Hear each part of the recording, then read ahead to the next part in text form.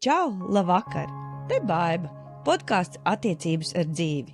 Jā, joprojām meklējam, kur ir tā engurnieka laimes formula. Pļāpājam, sarunājamies un rokam dziļāk. Esmu dzirdējusi tādu teicienu, precīzi neatceros vairs autoru, ka esot ļoti jāpieskata savas domas, jo domas pārvēršas vārdos, vārdi pārvēršas darbībā. Darbība jau veido mūsu uzvedību, uzvedība veido ieradumus, un ieradumi veido raksturu, un raksturs veidojot mūsu likteni.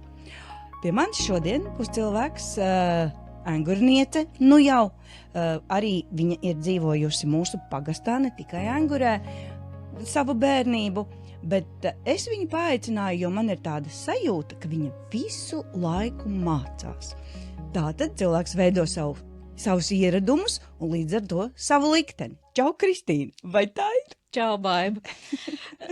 Redzēsim, ko mēs tur uzraksim. Bet saki, tu tiešām visu laiku mācies? Vairāk vai mazāk tā varētu būt. Es nevaru lepoties ar varbūt daudziem akadēmiskiem grādiem, bet es patiešām visu laiku meklēju, kā nodarbināt savu smadzenes, meklēju, kā es savu smadzenes varu pabarot. Man ir tā sajūta, ka mana smadzenes visu laiku ir izsalkusi, kurai vajag vēl un vēl un vēl. Un ir tāds teiciens, apetīte rodas ēdot, tad jo vairāk es to savu smadzenes kustinu, jo vairāk man gribas viņu nodarbināt. Un cik es zinu, pie tā mēs tulīt arī nonāksim, tu jau esi papildus savai pamat nodarbošanās lietai, ko tu mums izstāstīsi, ko tu dari. Esi apguvusi ļoti tādas kardināli, radikāli pretējas lietas, vai ne? Es teiktu, ka viss viens otru papildina. Labi, tad sāksim ar to parasto. Kā tu nokļuvi Engurē, kas tevi saista ar Enguri? Nu, kāds sakars vispār mums šeit ir ar to Enguri? Un pastāsti, ko tu nodarbojies, un tad, ja iesim tālāk, tad es parakšu, kur tā laime dzīvo. Nu, mana Engura saistās ar bērnību. Man jāsaka godīgi, uzreiz neatceros gadu, ja es tagad neko neputroju. 87. tas varēja būt, kad mēs bijām pirmā grupiņa, kas pabeidza Enguras bērndārzu. Jauno? Jā, jaunus celto. Man šķiet, mēs nebijām turpat veselu gadu. Viņš bija tikko svaigi jauns uzcelts, bet jā, mēs pirmajā izlaidāmies no Enguras bērndārza. Tad, protams, sekoja brīnišķīgs Enguras vidusskolas posms 12 gadu garumā. Tas bija viens no maniem tādiem mīļākajiem laikiem dzīves posmiem. Ar ļoti siltām atmiņām atceros. Jā, nu tad pēc tam bija gadi 11 Rīgā, kā jau visi, aizgājām uz Rīgu mācīties un daži gadi arī ārpus Latvijas. Un tagad ir precīzi 10 gadi, kā mēs esam atpakaļ Engurē. Nu, es tā skaitā, jā, ar ģimeni. Tā kā mēs 16. gada maija beigās pārcēlāmies atpakaļ uz Enguri. Bet pati tavu bērnību pagāja Klaukoncinā. Jā, tur bija mana tēta mājas. Un tagad arī mana mamma nu jau ir Engurē. Arī 10 gadus mēs ar mammu ar nedēļas starpību visi pārcēlāmies uz Engurē. Nu, ideāli. Un man uzreiz jāsaka, arī tu esi piedalījusies vienā no izrādēm. Vai ne? Mūsu Jāņa izrādēs. Tev bija piespiedu kārtā, brīvprātīgi piespiedu kārtā jādara tas, jo Rihards, tavs dēls, bija mums galvenajā lomā izrādē Sprīdītis. Un kā tev vispār tas sagāja tajā vasarā kopā viss? Man liekas, ka tu biji uztrauksies vairāk nekā Rihards. Nenormāli vairāk. Es vispār nezinu, kā es to pusotru vai cik tur tā izrāda bija to stundu pusotru garumā, kā es izturēju, neatceros. Es biju pārstresojusies, es tik ļoti pārdzīvoju, un beigās man šķiet, ka nebija lepnāka mamma Engurē par mani. Protams, un viņš tik cītīgi mācījās, ja mēs tomēr iestudējām šo Sprīdīti pusgadu, un visi šie aktieri viņam bija tik pazīstami, un beigās arī uz izrādi, kad jau tu ļoti uztraucies, un viņš pagriezās, es neatceros precīzi to dialogu, bet viņš pagriezās, bet mammu, es visu zinu. Jā. Vai ne? Tā sajūta ir tāda laba. Bet, jā, tātad es gribēju pateikt, ka arī tur tu savu roku pieliki kā meža māte. Jā, Ja, pavisam pareizi. mazā epizodē, jā, bija forši. Bija forši, vai ne? Labi, tātad par anguri mums ir skaidrs, ko tu pašreiz notarbojies. Nu, es esmu veiksmīgi apvienojusi manu pašreizējo tādu profesionālo nodarbošanos arī ar savu pamatizglītību. Es esmu personāla speciālists un šobrīd strādāju par personāla vadītāju vienā lielā starptautiskā uzņēmumā.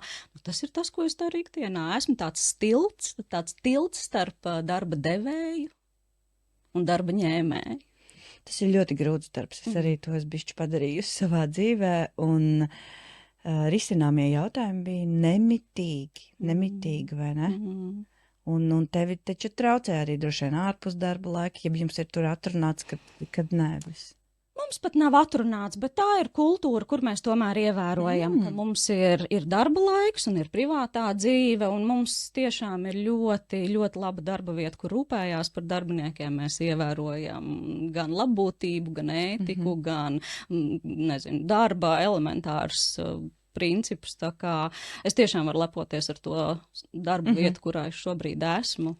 Un to arī smaidi. Es vienmēr ķeru pie vārdiem tos cilvēkus jau ar to sirsnīgo smaidu, kad viņi par kaut ko stāsta.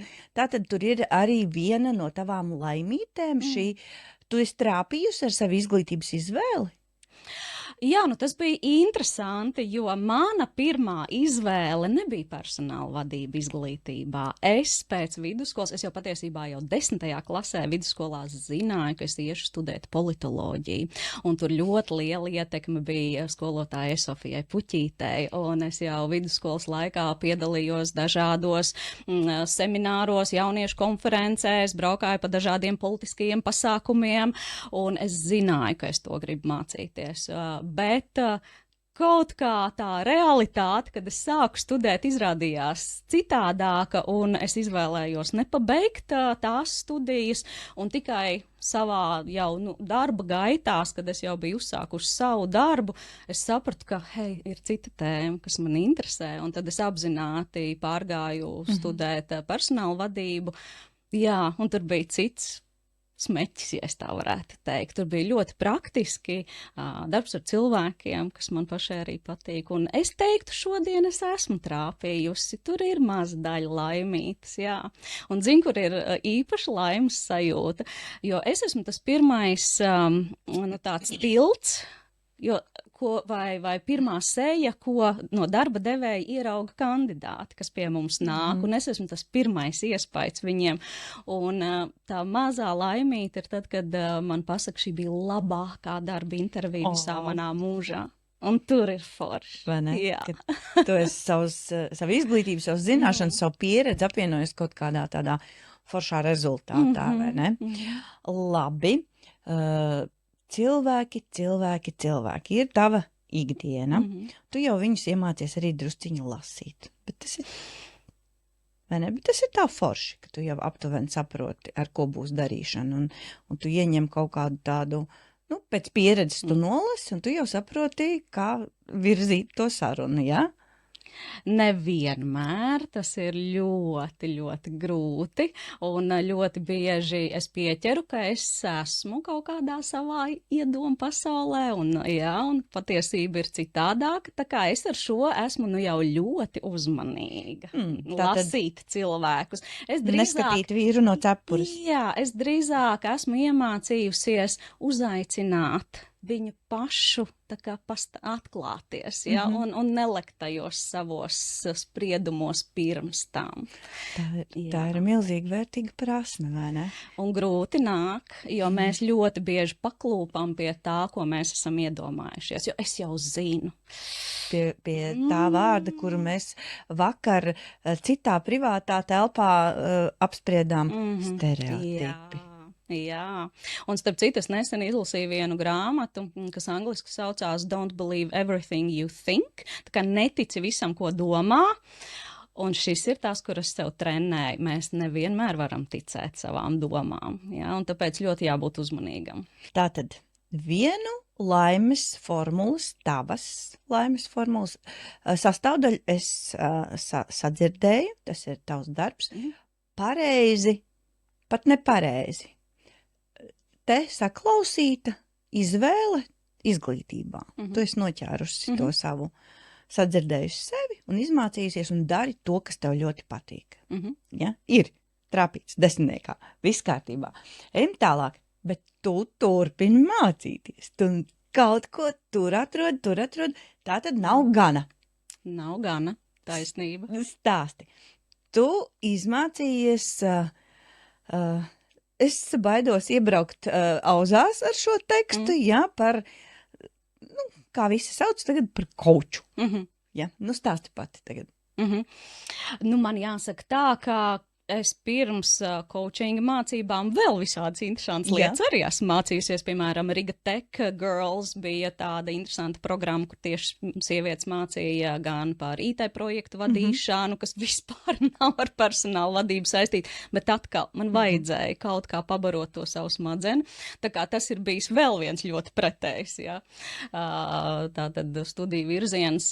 Bet runājot par coachingu, tā bija no vienas puses apzināta izvēle, no otras puses sakritība, jo 22. gada nogalē es drusku izanalizēju vispār savu dzīvi, kas man traucē, kas man netraucē, un nolēmu uztaisīt tādu ģenerālo tīrīšanu un sapratu, kā es apņemšos jaunajā gadā, 23. gadā, vairs nepirkt sev nekādas kurpes, drēbes un nekādas citas nevajadzīgas lietas.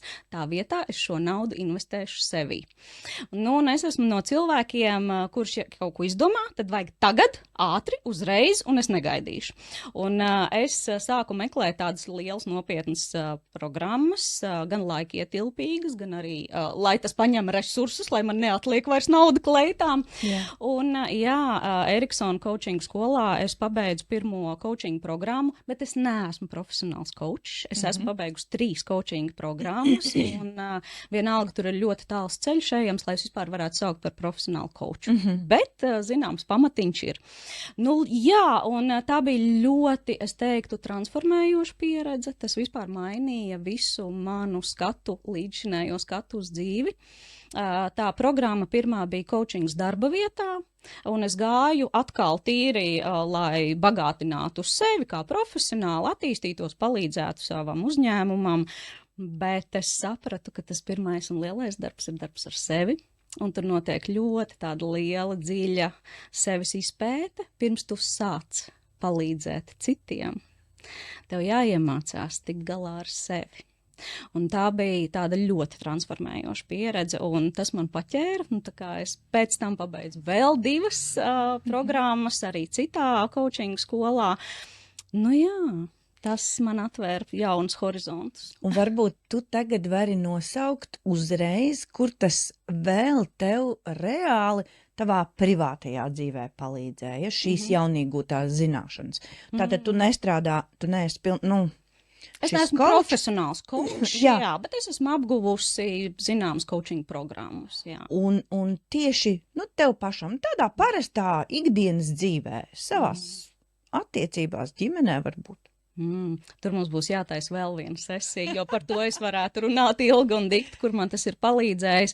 Faktiski jebkur. Sākot jau ar to, kā es pati sevi varu nokaučot kaut kādos krīzes brīžos, vai drusciņi sev palīdzēt atjēgties no kaut kādām, varbūt neveiksmīgām pieredzēm, tikt pāri kaut kādiem tādiem, krīzes brīžiem, attiecībās ar dēlu. Es pilnīgi mūsu attiecības un mūsu sarunu kvalitāte ir mainījusies. Tajā pašā laikā arī vadot darbā kādas varbūt grūtākas sarunas, jo personāla vadītājiem ir jātiek galā ar dažādiem izaicinājumiem. Veikalā ar pārdevēju, jebkur, tas noder jebkur, un pat, sarunās vienkārši ar līdzcilvēkiem. Es esmu iemācījusies tik daudzas lietas, kas man ir palīdzējis veidot šīs manas attiecības daudz veselīgākas, cieņpilnākas. Ejam atpakaļ, tulko nokaučot. Bet zini kā, man nav tā, ka es visu laiku visus gribu kaučot. Tā arī nav, jo kaučot var tikai tad, ja kādam to vajag. Bet tulko man to vārdu. Ko nozīmē kaučot? Pa solim. Tātad es nokaučoju pati sevi. Kā? Mhm, Kā jā. tu sāc? Kas tas ir? Ļoti labi.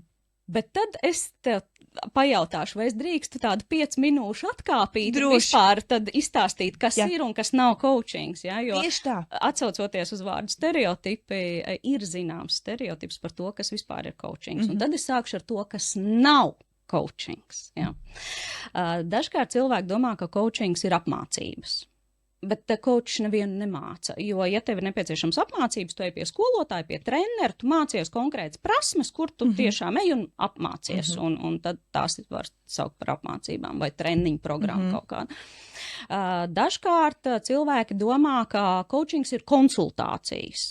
Coach nekonsultē. Konsultants atkal ir tas, kurš tev pasaka pareizi, nepareizi, labi, slikti, šādi drīkst, nedrīkst. Ne, mums ir nodokļu konsultanti, finanšu konsultanti, laulību konsultanti un vēl visādi konsultanti. Jā, tur, nezinu, zemes dienestā arī ir kādi konsultanti, jā, kur pasaka, kā ir pareizi, nepareizi. Coach nevienam nepasaka, vai tā ir pareizi vai nepareizi. Tev pašam jāatrod. Un tad trešā lieta, ar ko bieži vien jauc coachingu, ir tāda psihoterapija, jā, vai kaut kāds psihologu konsultācijas. Coach nenodarbojas ar mentālās veselības, teiksim, problēmām, un ja coach to pamana, profesionāls coach vienmēr novirza pie citas speciālista. Tas nav coachings, tad kas tad ir, vai ne? Jā, es vispār, jā. Nu, patiesībā coach vai coachings, tas ir tāds process par partnerību un par mērķu sasniegšanu. Galvenā lieta, ko dara coachings, palīdz tev saprast, kur tu esi šobrīd, kur tu gribi nokļūt un kā tu to vari izdarīt visefektīvākajā veidā. Un coachings nav tāda burvju nūjiņa, coachings nedara visiem un vienmēr, un mērķus jau var sasniegt arī bez coacha. Kaut kādā veidā jau mēs visi tos savus mērķus sasniedzam, bet coach zina ļoti daudzas efektīvas metodes, kā palīdzēt tev atrast sevī potenciālu, motivāciju, resursus, lai tu nokļūtu tur, kur tu vēlies nokļūt. Un vēl viena lieta, ko dara coachings, ir palīdz apzināties, kur tad tu esi šobrīd, ja? Un ko tu vispār gribi risināt, jo bieži vien mūsu problēma ir, ka mēs metamies risināt problēmas, skaidri nenodefinējot. Ko tad tu vispār gribi atrisināt? Un mēs mēģinām risināt citu cilvēku problēmas, jo es zinu labāk. Mēs mēģinām savu problēmu risināt, kaut gan es pat bieži vien sevi nepazīstu. Ja?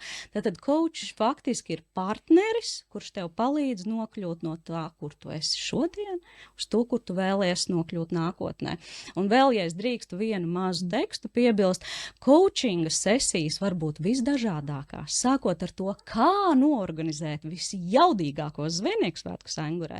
Coachings var būt par to, kā sagatavoties grūtai sarunai. Coachings var būt par kaut kādiem finanšu mērķiem. Coachings var būt par ideju ģenerēšanu. Coachingā ir ļoti daudz dažādas metodas. Nu tā, es nezinu, vai es atbildēju. Ļoti pareizi. Tu atbildēji, nevis pareizi, man jāsaka. Bet es tā saprotu, tātad tas ir kā palīgi rīks. Kad es aizēju, man ir tāds un tāds mērķis, un tas man palīdz apzināties, kur es esmu šobrīd, kādi soļi veicami, un varbūt, lai es tur 3., 5. solī nepazaudētu arī to motivāciju, jo par grūti ir, un sastāv tādu darba plānu. Jā, man patīk, ka tu to pieminēji kā darba plānu, jo coachings nav tikai par runāšanu, coachings ir par darīšanu, jo coachinga mērķis ir sasniegt to, ko tu vēlies. Ja coacham pašam nav mērķis, viņš sekos tavam mērķim, un tavs mērķis var arī mainīties, bet viss ir par darīšanu. Kas tad būs tas tavs nākamais solis, lai tu tuvotos tam savam mērķim? Un reizēm šāda saruna, šāda izpratne atnāk un pēkšņi kā iestājas tāda apjausma, vai ne? Visas lietas sakārtojas citreiz. Jā, un bieži vien jau tās īstās atbildes ir dziļāk. Mēs ļoti pa dzīvi ejam virspusē. Ja mēs kaut ko pamanām, mums ir spriedums, un mēs tā ļoti virspusē skatāmies uz lietām. Bet tā īstā vērtība jau ir tur apakšā. Tur apakšā. Nu, un klausies, vēl es uzdošu tev tādu jautājumu. Es nevelti iesāku sarunu ar šo domu graudu, ja, kad domas pārvēršas vārdos, mums sev jāpieskat un šis lielais vārds liktenis. Mācoties arī šo coaching un strādājot ar cilvēkiem, vai tu varēsi pateikt savu viedokli, jo man reizēm liekas, ka cilvēki savu neizdarību, savu slinkumu un savas nepareizās izvēles tā beigās tā forši eleganti nosauc par likteni. Nu tā, kad es jau neko liktenis. Varbūt, coachings ir darīšana. Un tā tad ne visi dara, es tā domāju. Tie jau, kas meklē palīdzību, tas jau ir milzīgs solis, vai ne? Nu, tā jau ir darīšana. Tu ej un tu meklē palīdzību. Jā. Bet vieglāk ir varbūt būt dīvāna ekspertam, un viss ir slikti, jo tāds liktenis. Nu, tad ir droši vien cilvēkam jāsaprot, ja tas liktenis dara tevi laimīgu, fine. Vai ne? Jā, ok, tad tev tas der. Bet ja tu jūti, ka šis liktenis tev nedara, tad ir jāceļās. Jāsāk kaut kas darīt. Pirmais ir apzināties, ka man šis neder. Tas jau ir pirmais solis, un tad jautājums, ko tad es gribu mainīt. Ja? Un tev ir tāda forša sajūta, ka tu pati kaut vai caur coaching vai iegūtajām zināšanām atrisini kādu foršu lietu. Un tu, protams, to dari jau apzināti, mēs sadzirdējām, ja? Tad tu arī noķer to brīdi, kad tas ir izdevies. Un tie gadi, cik tu teici mācīties, ja, nav bijuši pavēlti, un tas tiešām ir atnesis to rezultātu, ka tu viņu reāli var izmantot dzīvē. Bet zini, ko man coachings ir iedevis galvenokārt? Mieru. Mieru ar sevi, mieru ar to, kas notiek man apkārt. Man nav jālabo pasaule, man nav jācenšās labot kāds cits, un mieru arī ar sevi, jo es esmu sevis labākā versija šodien. Rīt es varu būt cita savu versiju, ja, un varbūt labāka, varbūt kādu dienu netik laba, ja, kad atkarībā no tā, kāda ir mūsu veselība un emocionālais stāvoklis un vispārējais, bet tas man ir iedevis mieru. Un miers ir laime. Jā. Vai ne? Tātad es noķēru atkal vēl vienu tavu laimīti. Ejam tālāk. Mēs jau pieminējām attiecības. Attiecības mums ir dažādas. Mums ir ģimene, mums ir cilvēki, mums ir līdzcilvēki, bērni un tā tālāk. Ko tev vispār nozīmē attiecības? Vai kāds cits no malas mūs var darīt laimīgus? Vai attiecības ir tava lielākā, mazākā mērā kaut kāda laimes arī formulas sastāvdaļa? Pastāst, kā tu jūties pie vārda attiecības. Nu šeit es jūtos tā, ka man ir bail apraudāties, atbildot uz tavu jautājumu vairāku iemeslu dēļ, jo man ir bijušas manā mūžā diezgan arī izaicinošas attiecības gan ģimenē, gan arī partnerattiecības, gan ļoti toksiskas attiecības un arī ļoti bagātinošas. Tā kā man tā attiecība pieredze ir bijusi diezgan krāsaina. Bet es teikšu tā, ka tās, ja mēs skatāmies uz tādām partnerattiecībām, tad šobrīd es esmu ļoti, ļoti veselīgās attiecībās, un es par to varu būt tikai pateicīga. Vai nu liktenim, vai kādam citam, kurš man ir darījis laimīgu, bet, atbildot uz tavu jautājumu, vai cits var mani darīt laimīgu, būsim godīgi, nē, mums pašam. Mēs esam katrs pats par savu laimi atbildīgi, bet ir otrs, kurš var padarīt komfortablu, mīlošāku, saprotošu, drošāku, ja, to vidi ap mums, jā, bet mēs katrs pats esam atbildīgi par savu laimi. Jā. Mums latviešiem ir teiciens, katrs pats savs laimes kalējs. Jā, to es ik pa laikam arī paceļu, ir tur milzīga taisnība, jā, manuprāt. Protams, mēs šeit nerunājam par lietām, kuras varbūt mēs galīgi nevaram mainīt, jo mēs piedzimstam dažādi cilvēki un tā tālāk, kur tiešām liktenis ir nospēlējis kādu ļoti lielu lomu. Bet tādas ikdienas lietas mēs taču vienmēr varam mainīt, ja mums kaut kas nepatīk. Vai ne? Bet tad tā ir jāizdara izvēle, ja? Nevis es neesmu laimīgs un visi citi ir vainīgi pie tā, ja? Bet es neesmu laimīgs un tad ko es izvēlos darīt? Labi, atgriežoties pie manā vārdu salikuma dīvāna eksperti un kad visi citi ir vainīgi un pie tā, ka es neesmu laimīgs, ja? Kā tev liekas, tas varbūt ir tāds mīlestības trūkums visās jomās vispār cilvēkiem kā tādiem? Jo mēs jau gribam būt mīlēti un tādi īpaši, un kaut kādos dzīves posmos mums šīs mīlestības pietrūka, mēs paliekam tādi nelaimīgi un bliežam ārā uz citiem to savu žulti. Es redzu, kā es roku, es mēģinu saprast, ja? Un katram jau savādāks tā doma, redzējums, saskarsme. Nu viens, jā, varētu būt, ka kaut kur tā mīlestība ir trūkusi. Arī labs piemērs iespējams. Tas nav obligāti ģimenē, jā, tas var nākt arī no darba vides. Man ir bijuši ļoti iedvesmojoši vadītāji, kur arī man ir daudz ko mācījuši vispār pa dzīvi, kuriem es esmu pateicīga. Tā kā varbūt kāds vispār iedvesmojošs cilvēks ir pietrūcis, ja, kas man var parādīt, ka var savādāk. Nu, un tad tas ir vienīgais, kā es māku būt nelaimīgam, ja man neviens cits nav parādījis, ka var arī savādāk, ja, vai kaut kādā veidā man iedvesmojas. Varbūt arī tā, man ļoti grūti tā pateikt.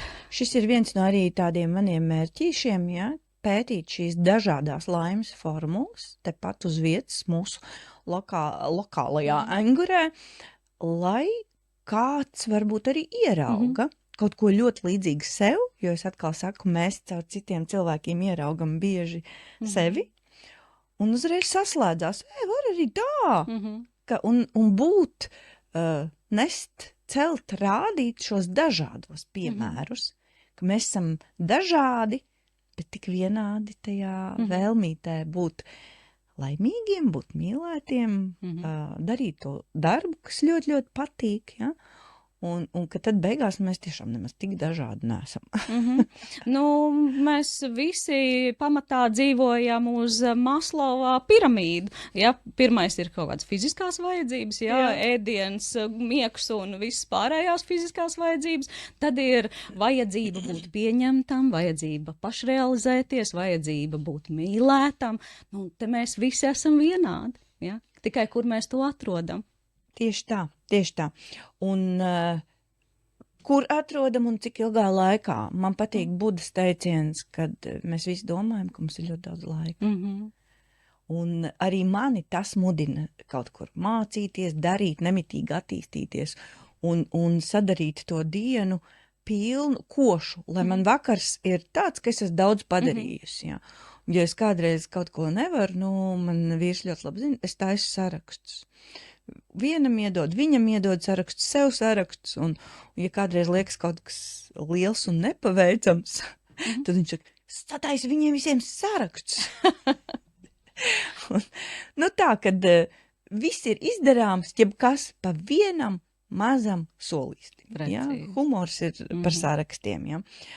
Labi, bet tieši es arī minēju, ka mēs veidojam šīs sarunas ārpus šīs telpas, ja mums bija saruna, ka mēs veidojam to kultūra telpu apkārt sev. Un līdz ar to tā ir arī vērtību telpa.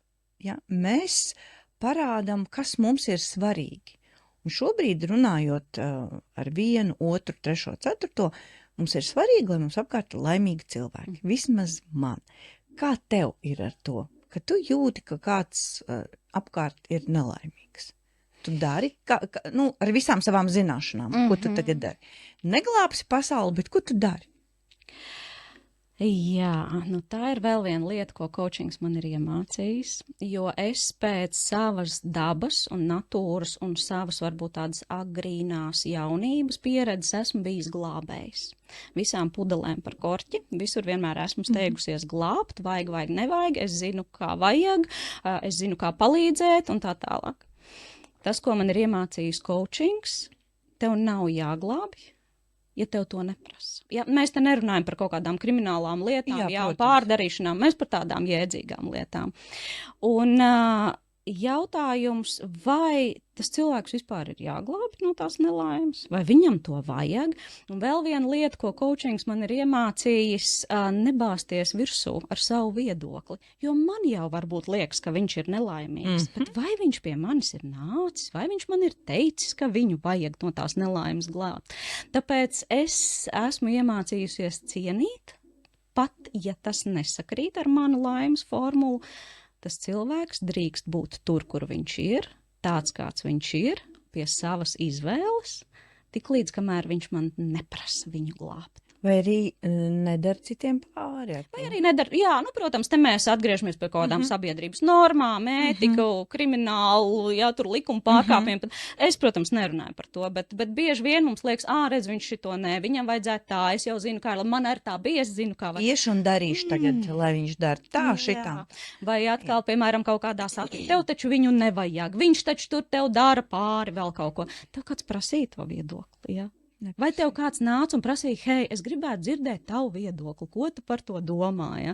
Vai tu gribi uzņemties atbildību par to, ko tas cilvēks darīs ar to tavu viedokli, ja? Tālāk savā dzīvē?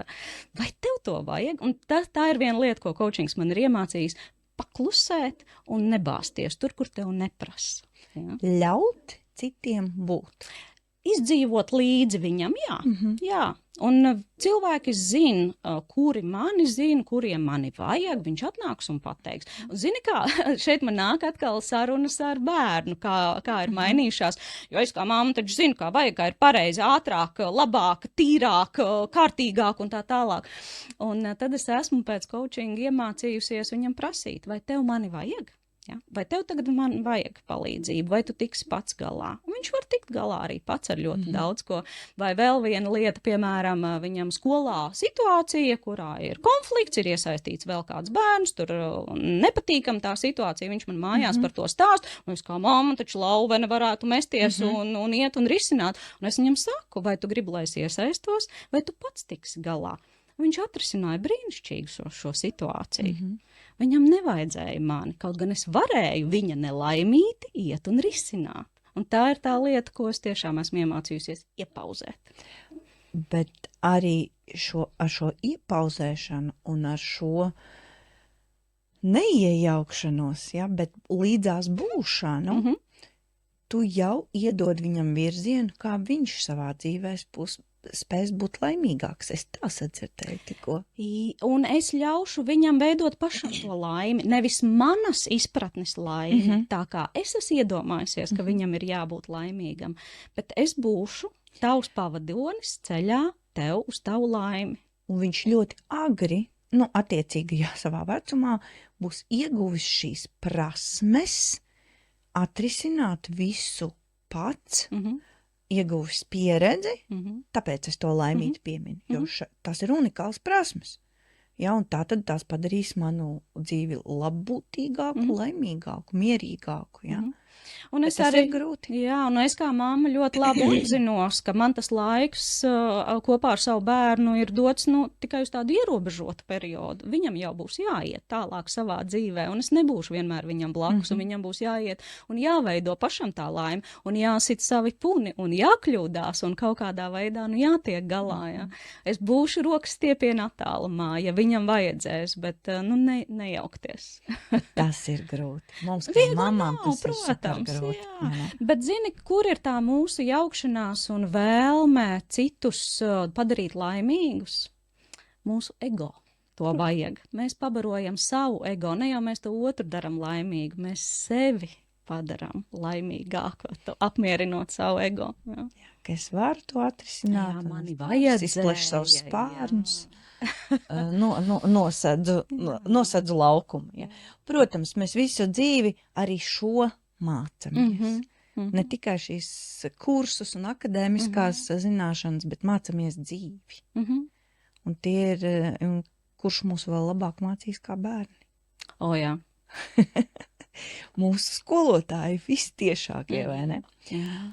Labi. Kristīna, es joprojām palieku pie tā, ka laimīga dzīve nav atkarīga no kaut kādas veiksmes vai izdošanās, bet no mūsu izvēlēm.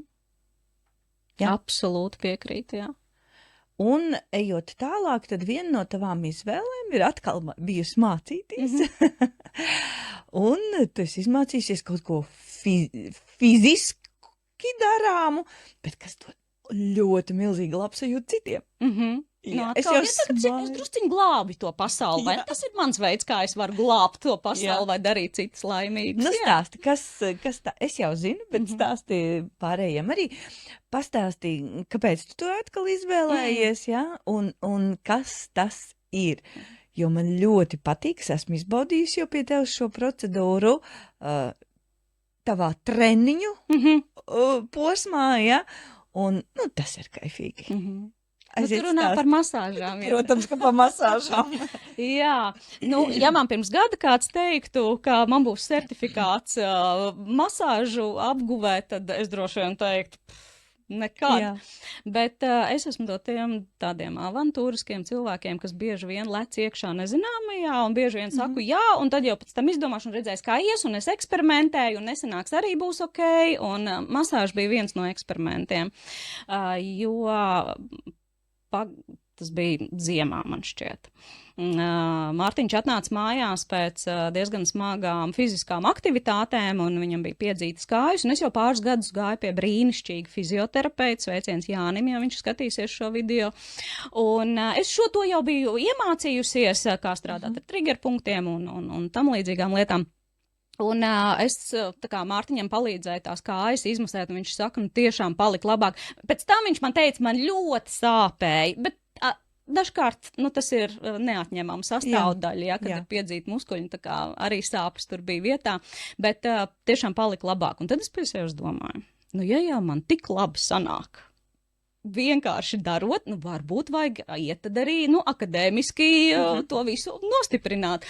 Un tā es nokļuvu masāžu tādā pamatprogrammā, tur bija 4 mēneši, pirmā bāzes programma, un es gāju bez lielām cerībām. Es domāju, es aiziešu, pat ja man nebūs šis priekš manis, nu 4 mēneši nav tik daudz zaudēts laiks un finanšu līdzekļi ir ok, pamēģināšu.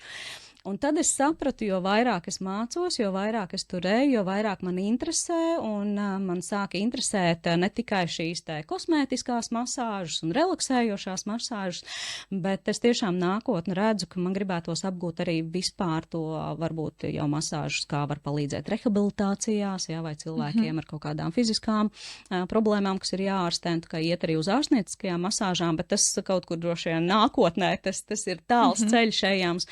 Bet jā, tas bija atkal kaut kāds eksperiments, ko es gribēju pamēģināt, un mana doma bija, pat ja es to nedarītu profesionāli, tas man vienalga noderēs manai ģimenei, tuviniekiem, nu tas ir tik vērtīgi, un tās zināšanas, no tās manas mācīšanās, man neviens neatņems vairāk.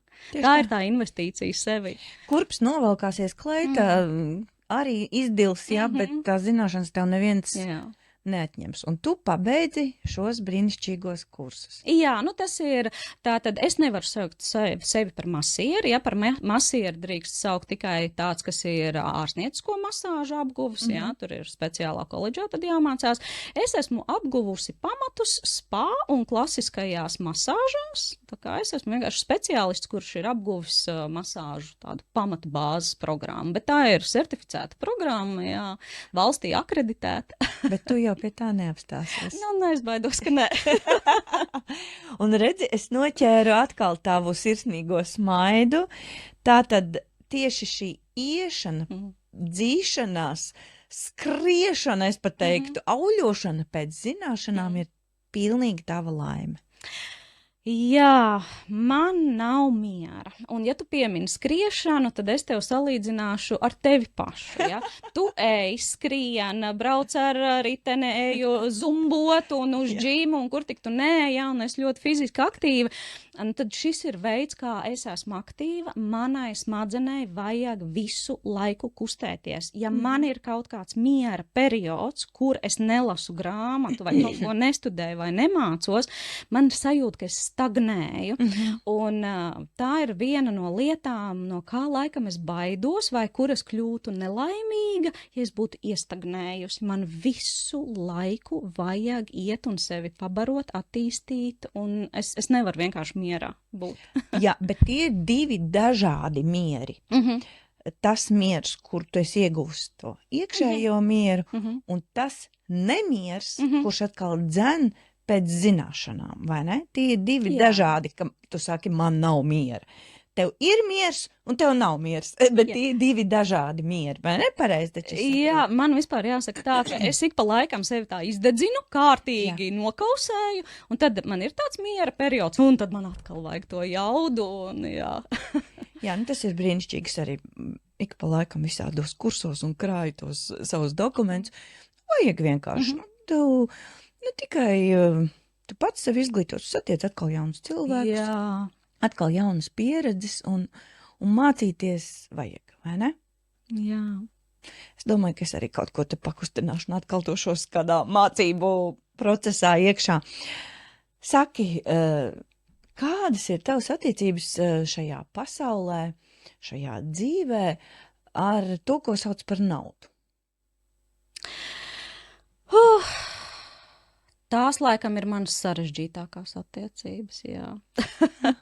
Nu, tāpēc, ka tur ir jābūt, es esmu impulsīva, jā, un man laikam naudai nav tāda liela vērtība, man tā nauda nāk un iet, un es neesmu liels krājējs, jā, vai, nezinu, es kaut kā naudu uztveru kā vienkārši līdzekli kaut kādu lietu īstenošanai, bet nauda nav mana laimes formula, ne mans lielais mērķis, vienmēr gribētos vairāk, bet ja man ir jāliek varbūt tādos svaru kausos starp naudu un to iekšējo bagātību, nu tad tur man ir lielāka laimes sajūta, ja tā iekšiņā. Tā kā nauda priekš manis ir kaut kādas lietas, kas vienkārši nāk un iet.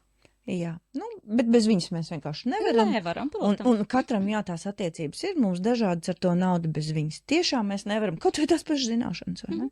Nu, kaut kādu pieredzi jau mēs iegūstam laikam par velti, bet vienmēr tur ir kaut kāds dots pret dotu, jā? Jā. Nevienmēr varbūt arī naudas izteiksmē, nu, laiks patērēts, jā. Jā, nu tad iesim tālāk. Vai tu savu nākotni redzi sasaistē ar masāžu? Apstāsies, tu mācies. Šobrīd man ir ļoti daudz dažādas idejas, jā. Grūti pateikt atkal, kur tas viss aizvedīs, ir vairākas idejas, tos es atkal redzu kā kārtējos eksperimentus. Es taustos, jā, bet es domāju, ka kaut kur tas varētu salīmēties. Vēl šobrīd ir ļoti pāragri. Es esmu tādos bērnu autiņos vēl šajā visā tēmā, bet man ļoti gribētos to attīstīt, jā, lai tas ir mans. Un tad varbūt mums Angurē būtu arī kaut kas šāds. Ļoti interesanti. Jā, tas būtu brīnišķīgi. Liels pienesums, manuprāt. Tas būtu brīnišķīgi. Vai ne? Nu labi, turēsim mīkšķis, un tad mēs sekosim līdz, kā tev viss veiksies. Nu, ja tev ir jānosauc, tagad es jau ķēru te tās laimītas aiz astes, 3 lietas, kā tu, bez kā tu vienkārši nevar iedomāties savu dzīvi, savu dienu. Nu, bez ģimenes pirmām kārtām. Nu, ģimene tādā ļoti plašā nozīmē, jā. Ģimene vispār kā ģimene, kā tuvie cilvēki, man ir arī draugi. Tepat Angurē, kuri man ir tikpat tuvi kā ģimene, un tā kā tas ir pirmais cilvēki, ja tie paši tuvākie. Otra lieta, bez kā es nevaru iztikt, nu tās droši vien būtu simboliski arī paņēma līdz grāmatas. Grāmatas atkal tā nav jābūt fiziskai grāmatai, tas var būt podcasts, tas var būt mācību līdzeklis, jebkas, kas tiešām tā ir tā mana garīgā barība, jā. Nu, kas ir vēl trešā lieta? Mirklis sev. Man ļoti, ļoti to vajag. Ik pa brīdim vienkārši atrast vietu, telpu, laiku tikai sev, pareflektēt, pabūt ar sevi. Un tā nav varbūt lieta, bet tas ir tāds brīdis, kas man ir ļoti, ļoti vajadzīgs, lai es būtu mentāli vesela, līdzsvarota, lai es tiešām sev patiktu. Man ik pa laikam vajag tādu pauzīti sev. Ļoti labi. Es ļoti, ļoti klausos un jau no iepriekšējām sarunām un no tevis man jau sāka veidoties tajā mazā mēģinē tā angurnieka laimes formula. Ja? Un tad redzēsim, kas tur beigās sanāks, ko mēs tur uzjauksim pa visiem, ja? Kāds izpaudīsies. Es varu padalīties ar Aristoteļa laimes formulu. Tas bija tāda ļoti zīmīga. Arī mūsu nesenajā sarunā es tieši pieminēju, ka sāku lasīt grāmatu, atkal jaunu grāmatu. kā būt perfektam, un tu redzi, ka burtiņš ir nobīdīts, jā, jo, nu, tur maza ironija, protams, par to perfektumu, ja nekas jau šai dzīvē nav perfekts, bet šīs grāmatas autors runā arī par to, ko Aristoteles ir teicis par laimi, un man tas tik ļoti norezonēja, ka man šķita, tas ir par mani. Un Aristoteles laimi salīdzina ar uzplaukumu, ar to sajūtu, ka tu esi dabūjis otro elpu, ka tu esi uzplaucis. Un Aristoteles vispār saka, ka visa dzīves jēga ir augt, zelt, plaukt un attīstīties. Un man šobrīd šķiet, ka es esmu uzplaukusi. Tieši tā. Jā. Un tā ir tā formula. Es gribēju tev teikt, arī tu mirdzi un sasaistē ar šo Aristoteļa tekstu. Man ir tas teiciens, ka āriņa atspoguļo iekšiņu. Tu ziedi, tu plauksti, tu smaidi, un skaidri mēs redzam, kas notiek tavā iekšiņā. Ja. Tik vienkārši šajā pasaulē, manuprāt, viss ir, vai ne? Un pastāsti vēl, varbūt tev ir kāds novēlējums apkārtējiem cilvēkiem. Nu, kā biežāk plaukt, kā ļaut sev plaukt, zelt, augt.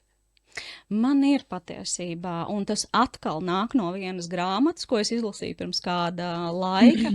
Grāmata saucās Design Your Life, un tā kā uzdizainē pats savu dzīvi, un tas novēlējums, kas caurvijās arī šajā grāmatā, bija, jums nav jānodzīvē viena perfektā dzīve. Ja, reti kurš cilvēks vispār atrod sevi, nu, jaunībā es tur kļūšu par profesionālu mūziķi, un tad viņš iet to savu mūziķu ceļu, vai tur kļūšu par ķirurgu vai jebko citu, un tad viņš visu to savu dzīvi nodzīvo un laimīgi šajā vienā izvēlē skaisti.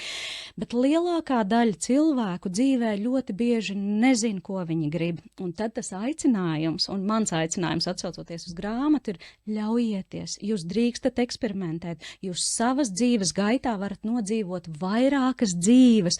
Un kāpēc dizainēt dzīvi? Tāpēc, ka šī grāmata aicina skatīties uz dzīvi kā tādu radošu projektu. Un ko dara dizaineri? Viņi izdomā lietu, kas varbūt vēl neeksistē, un uztais pirmo prototipu, tur kaut kas nesenāca, tur pieķūnēja, uzlaboja, šis nederēja, pamainam krāsas, vēl kaut ko.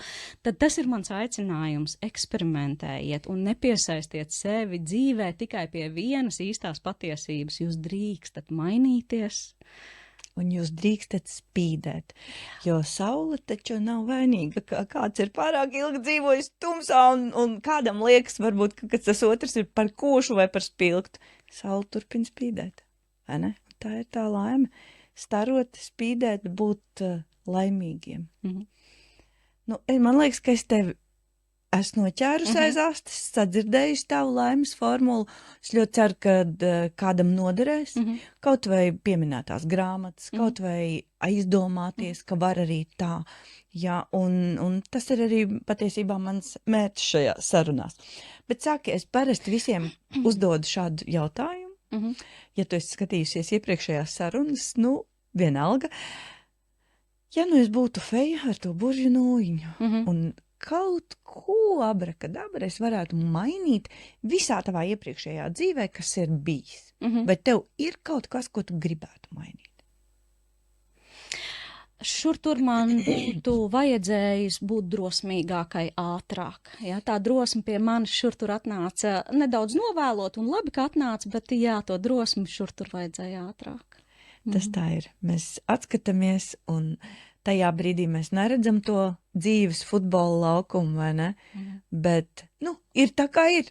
Tā arī ir mūsu pieredze, no kā mēs mācāmies. Jā, un galvenais ir viss laimīgi. Beigas jau ir laimīgs. un man ir jautājums tev no iepriekšējā viesa. Bet īstenībā, cik ironiski, tu jau pāris reizes atbildēji šo jautājumu savā stāstā.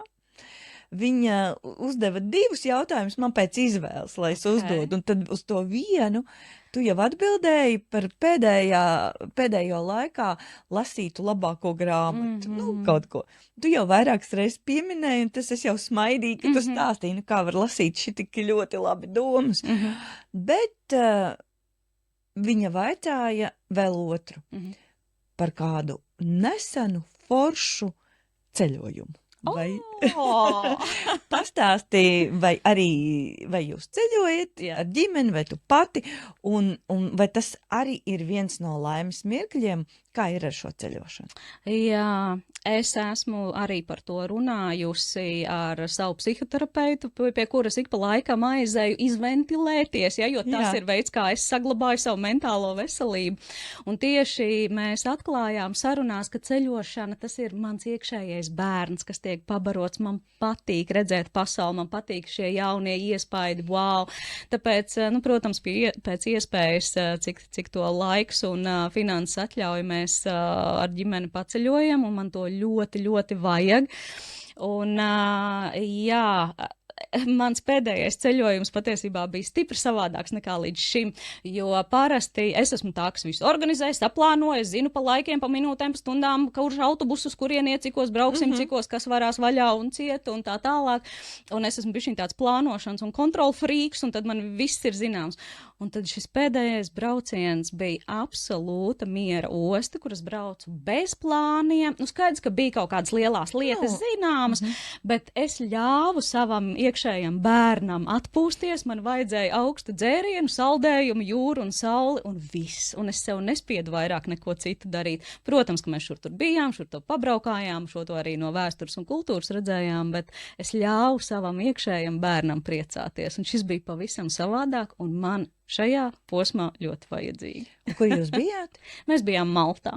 Tad ir skaisti. Jā, patiesībā tās man bija ļoti liels atklājums. Es sapratu, ka es par Maltu zināju ļoti maz, un es no tās vēstures mantojuma biju ļoti iespaidota. Tiešām man tas bija atklājums, pārsteigums, jā, ļoti, ļoti interesanti. Man patika redzēt to viņu vēsturisko tādu sajaukumu starp Sicīliju un drusciņu arī arābu ietekmi un britu ietekmi, protams. Bija ļoti interesanti. Nu, tu sasmēlies atkal kādam laikam. Jā. Tā foršā sajūta. Milzīgs tev paldies, Kristīna, ka tu atnāci, dalījies. Man bija ļoti interesanti pašai arī. Kā jau es teicu, kaut arī tu esi mana ģimene, mēs satiekamies ļoti bieži, bet man tiešām patika, un es ļoti ceru, kāds arī iedvesmosies, varbūt izlasīs kādu grāmatu, noliek un pabaros sevi šādā veidā. Es varu aicināt tikai, vai ne, pieskatīt savas domas mums pārvēršās vārdos, un tad jau tā ķēdīt aiziet līdz tām visām mūsu izvēlēm, kas veido mūsu dzīvi. Vēlreiz tev paldies! Paldies tev, Baiba, ka uzaicināji. Man pašai bija ļoti interesanti, jo šīs sarunas palīdz arī pašam uz sevi atskatīties ik pa laikam. Ja? Tā kā mēs to ikdienā tik bieži nemaz nedaram, tā kā tā bija interesanta pieredze arī man. Jā, man prieks, ka tu arī to saki pie šī galda, jo gandrīz katrs viesis, kad mēs jau izslēdzam mikrofons, saka šo interesanto lietu, ka tas bija piedzīvojums viņam pašam. Tā kā es aicinu jūs sekot līdzi mūsu arī turpmākajām sarunām. Sarunas vēl būs daudz. Līdz pašā pēdējā šīs pirmās sezonas sērijā mēs izpreparēsim to laimes formulu, to Engurnieka laimes formulu un skatīsimies, kas tam lācītim vēderā. Paldies, uz tikšanos jau citās sarunās.